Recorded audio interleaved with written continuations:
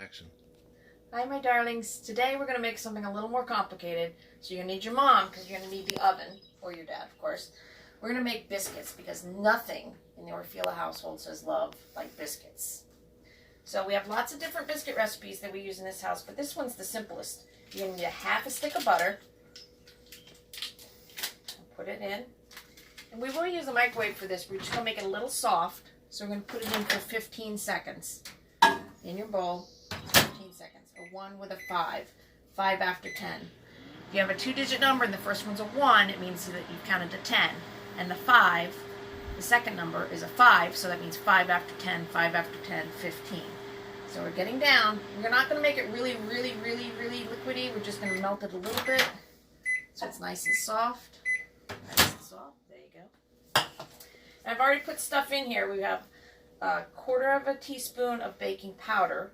Sorry, 1/4 teaspoon of baking soda, and a teaspoon of baking powder, and a 1/4 teaspoon of sugar. I already put that in there, so I'm going to dump that in. And you need a cup of flour, just regular flour. Now this recipe calls for buttermilk. Before your moms turn it off, don't do that. Don't be afraid of buttermilk. We use powdered buttermilk at our house because we like to use things that use buttermilk, but you can't always find it at your house. So we buy this. They get it at Whole Foods. It's pretty easy to use, but if you don't have buttermilk powder or buttermilk, you can always use yogurt instead. So you would use 1/3 cup of yogurt instead of 1/3 cup of buttermilk. Also, if you don't have either of these, you can use you can use a little bit of lemon juice or vinegar in the 1/3 cup of milk that you put in.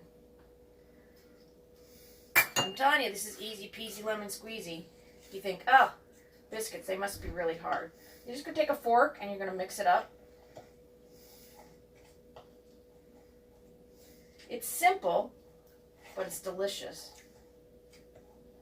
You just mix it with your fork, mash it like you're mashing a potato. Stir it on up. The fun part comes in just a second. Miss Becky, why do you have a cup sitting there? Well, I'll tell you why, because that's what you're going to cut your biscuits with. Come together, come together. Oh yeah, that looks delicious. So I'm now going to move all this stuff that I set here to show you out of the way. Get a little bit of flour. Not too much, just a little bit more.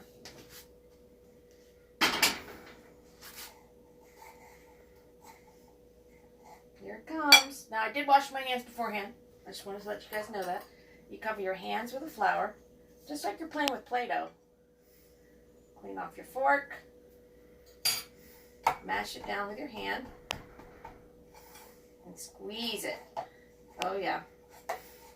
Squeeze it, squeeze it, squeeze it. And you know what? You're making a mess of the table, Miss Becky. That's okay. You're supposed to make a mess of the table because watch this.